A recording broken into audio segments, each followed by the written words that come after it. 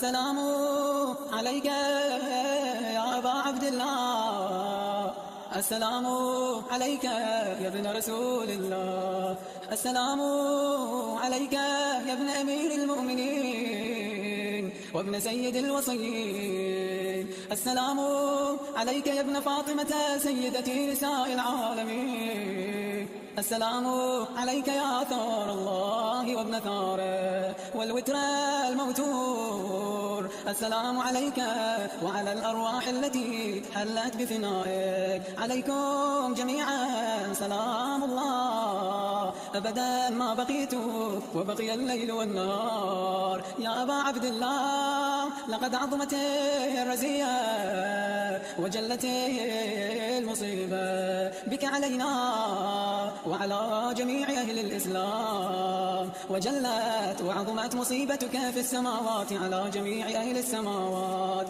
فلعن الله أمة أسست أساس الظلم والجار عليكم أهل البيت، ولعن الله أمة دفعتكم عن مقامكم وأزالتكم عن مراتبكم التي رتبكم الله فيها، ولعن الله أمة قتلتكم، ولعن الله الممهدين لكم بالتمكين من قتالكم. برئت إلى الله وإليكم منهم ومن أشياعهم وأتباعهم وأوليائهم. يا أبا عبد الله إني سلم لمن سالمكم وحرب لمن حاربكم إلى يوم القيامة، ولعن الله آل زياد وآل مروان، ولعن الله بني أمية قاطبة، ولعن الله ابن مرجانة، ولعن الله عمر بن سعد، ولعن الله شمرا، ولعن الله أمة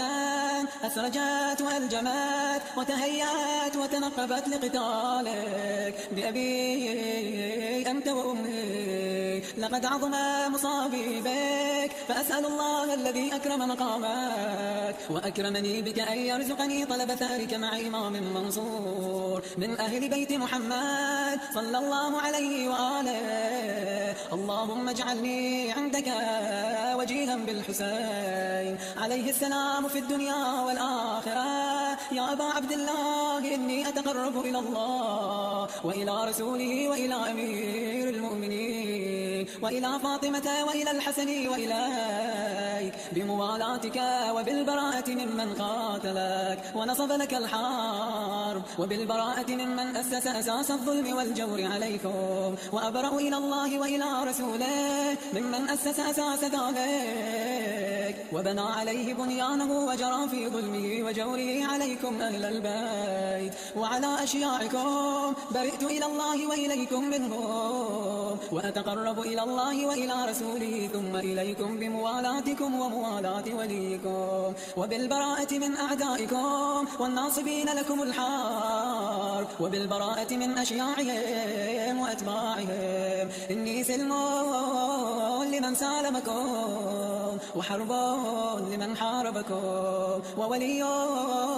لمن والاكم وعدو لمن عاداكم، فأسأل الله الذي أكرمني بمعرفتكم ومعرفة أوليائكم ورزقني البراءة من أعدائكم أن يجعلني معكم في الدنيا والآخرة، وأن يثبت لي عندكم قدم صدق في الدنيا والآخرة، وأسأله أن يبلغني المقام المحمود الذي لكم عند الله، وأن يرزقني طلب ثأركم مع إمام مهدي ظاهر ناطق منكم، وأسأل الله بحقكم وبالشأن الذي لكم عنده أن يعطيني بمصابي بكم أفضل ما يعطي مصابا بمصيبته، مصيبة ما أعظمها وأعظم رزيتها في الإسلام وفي جميع أهل السماوات والأرض. اللهم اجعلني في مقامي هذا ممن تناله منك صلاة ورحمة ومغفرة. اللهم اجعل محياي محيا محمد وآل محمد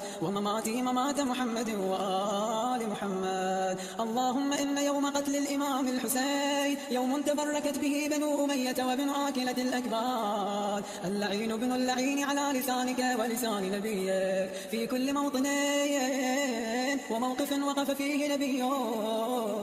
اللهم العن أبا سفيان ومعاوية ويزيد بن معاوية عليهم منك اللعنة أبد الآبدين. يوم فرحت به آل زياد وآل مروان بقتلهم الحسين عليه السلام، اللهم فضاعف عليهم اللعن منك والعذاب الأليم. اللهم إني أتقرب إليك في هذا اليوم وفي موقفي هذا وأيام حياتي بالبراءة منهم واللعنة عليهم وبالموالاة لنبيك وآل نبيك عليهم السلام.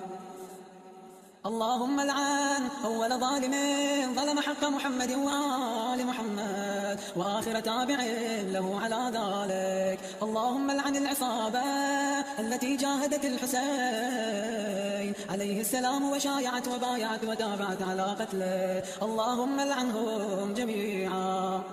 السلام عليك يا أبا عبد الله وعلى الأرواح التي حلت بفنائك، عليك مني سلام الله أبدا ما بقيت وبقي الليل والنهار ولا جعله الله آخر العهد مني لزيارتكم. السلام على الحسين وعلى علي بن الحسين وعلى أولاد الحسين